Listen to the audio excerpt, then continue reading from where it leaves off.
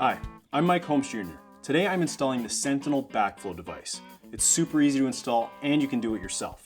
There's no digging required and no modifications to your plumbing. When this device goes in your basement floor, it will guard against sewage backflow. Before we get started, we'll have to remove the old drain cover from the floor drain and wipe the throat of the drain pipe.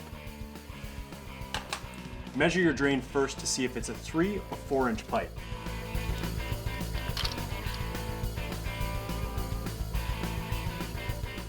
Now I'll drop it into the floor drain until the Sentinel device is flush with the floor. Secure the Sentinel in place by fully tightening the screws. This splays the expandable rubber side seals against the adjacent drain pipe wall while also anchoring the device into place.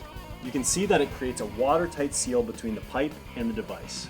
If there is a backflow of sewage, the ball will float up to engage with the primary and secondary rubber gasket.